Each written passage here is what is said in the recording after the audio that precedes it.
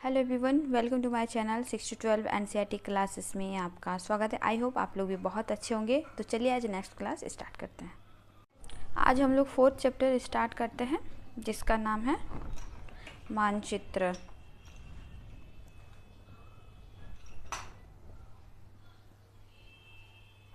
जिसका है मानचित्र। और मानचित्र के बारे में हम लोग पढ़ते हैं।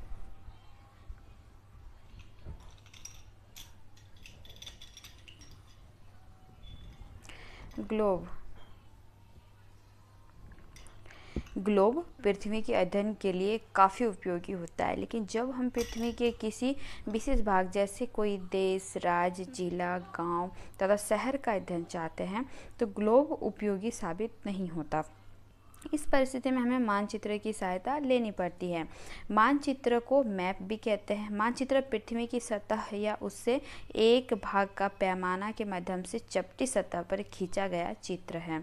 इस प्रकार मानचित्र एक बड़े क्षेत्र का छोटा रूप चित्रण है। रूप चित्रण यानी रूप है, रूप का ये पिक्चर बनाया हुआ है, चित्रण यानी। जब हम पूरी पृथ्वी का अध्ययन करना चाहते हैं तब ग्लोब हमारे लिए काफ़ी उपयोगी होता है, लेकिन जब हम पृथ्वी के केवल एक भाग का अध्ययन करना चाहते हैं तो ग्लोब उतना ही उपयोगी नहीं होता है जितना कि मानचित्र। हमारी विभिन्न आवश्यकताओं को मानचित्र पूरा कर सकता है। कुछ मानचित्र एक छोटे क्षेत्र को दर्शाता है और दूसरे मानचित्र में एक बड़ी किताब की तरह तथ्य हो सकते हैं। जब बहुत सारे, देखिए यहाँ पे मानचित्र है, ये कहाँ का मानचित्र है कमेंट पे बताइएगा। ओके, फिर नेक्स्ट आपको मैं बताऊंगी। चलिए आगे बढ़ते हैं। मानचित्र को एक साथ रख दिया जाता है जब एक एटलस बन जाता है। एटलस विभिन्न प्रकारों तथा अलग अलग पैमानों में खींची गई मापों पर आधारित होती है। मानचित्र से हमें एक ग्लोब की अपेक्षा ज़्यादा जानकारी प्राप्त होती है। मानचित्र विभिन्न प्रकार के होते हैं जिनमें कुछ को नीचे वर्णित किया गया है। जैसे भौतिक मानचित्र पृथ्वी की प्रकृति आकृतियों जैसे कि पर्वत, पठारों, मैदानों, झीलों, नदियों, महासागरों इत्यादि को दर्शाने वाले मानचित्र को भौतिक मानचित्र कहते हैं। और राजनीतिक मानचित्र राज्यों, नगरों, शहरों, गांवों और विश्व के विभिन्न देशों व राज्यों तथा उनकी सीमाओं को दर्शाने वाले मानचित्र को राजनीतिक मानचित्र कहा जाता है। ये देखिए इंडिया का मानचित्र है ना। देखिए आगे बढ़ते हैं। 3 है थीमेटिक मानचित्र। वैसे मानचित्र जिनमें विशेष जानकारी प्राप्त होती है, जैसे सड़क मानचित्र, वर्षा मानचित्र, वन मानचित्र, रेल मानचित्र तथा उद्योग मानचित्र आदि का वितरण दर्शाने वाले मानचित्र को थीमेटिक मानचित्र कहा जाता है। इन मानचित्रों के माध्यम से दी जाने वाली सूचना ही इनके नामकरण को दर्शाता है। प्राकृतिक, जैसे पाकिस्तान, चीन, अरब सागर, लक्षद्वीप, वनस्पति के प्रकार इसमें देखिए यहाँ पे बताया गया है कहाँ का क्या क्या है। ठीक है, तो उष्ण कटिबंधीय सदाबहार, ठीक है, ये उष्ण कटिबंधीय वन, पर्वतीय वन, मैंग्रोव वन और कटीले वन, उसके बारे में विभाजित किया गया है और ये बताया गया है कि कहाँ पे क्या क्या है।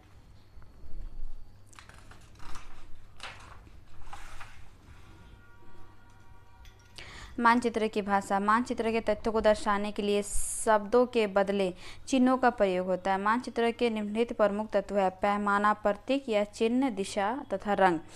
पैमाना स्थल पर वास्तविक दूरी तथा मानचित्र पर दिखाई गई दूरी के बीच के अनुपात को पैमाना कहता है। पैमाने के आधार पर मानचित्र 2 प्रकार के होते हैं: छोटा पैमाना वाला मानचित्र और बड़े पैमाना वाला मानचित्र। जब क्षेत्रफल वाले भूभाग जैसे देशों, महाद्वीपों आदि के कागज पर दिखाने हेतु छोटे पैमाने पर उपयोग किया जाता है। जैसे किसी मानचित्र पर जब 5 सेंटीमीटर स्थल के 200 किलोमीटर को दर्शाता है तो इसको छोटे पैमाने वाला मानचित्र कहते हैं।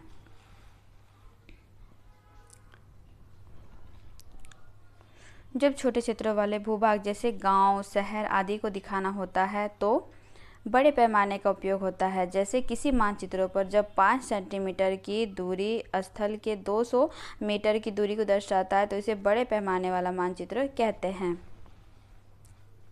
बड़े पैमाने वाले मानचित्र में छोटे पैमाने वाले मानचित्रों की अपेक्षा अधिक जानकारी समाहित होती है। अगर हम पैमाने की सही जानकारी है तो हम मानचित्र के माध्यम से स्थल पर दो स्थानों के बीच का वास्तविक दूरी को आसानी से पता लगा सकते हैं। उदाहरण, आपके विद्यालय एवं आपके घर के बीच की दूरी 10 किलोमीटर है और इसे मानचित्र में 1 सेंटीमीटर की दूरी से व्यक्त किया गया है, तो आपके मानचित्र का पैमाना होगा 1 सेंटीमीटर बराबर 10 किलोमीटर। ठीक है, 1:10। अगर आपको पैमाने की जानकारी है तो आप मानचित्र पर दिए गए दो स्थानों के बीच की दूरी का पता लगा सकते हैं। प्रतीक और चिन्ह।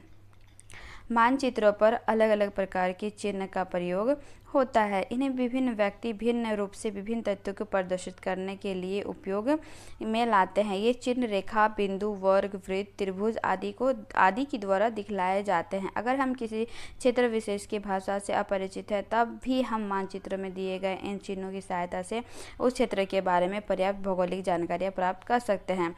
मानचित्रों की एक विश्वव्यापी भाषा होती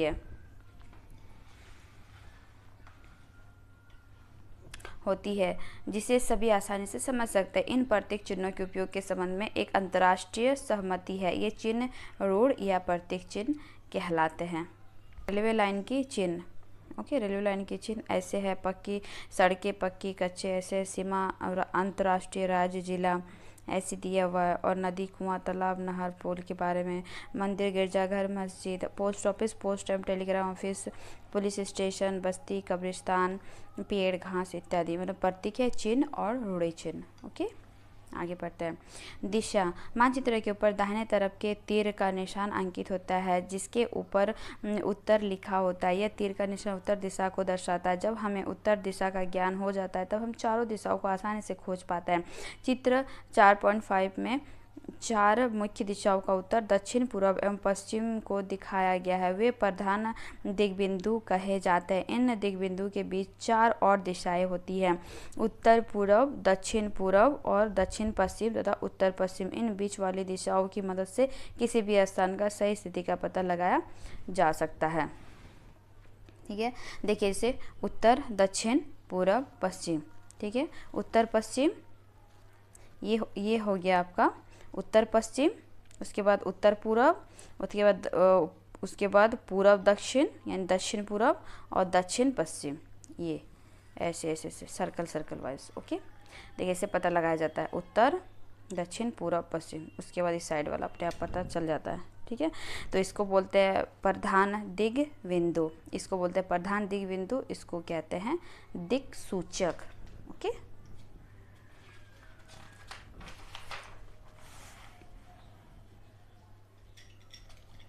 किसी भी स्थान पर उत्तर दिशा का पता दिक् सूचक की सहायता से लगाया जा सकता है। इसकी चुंबकीय सुई का तीर हमेशा उत्तर दिशा को दिखाती है।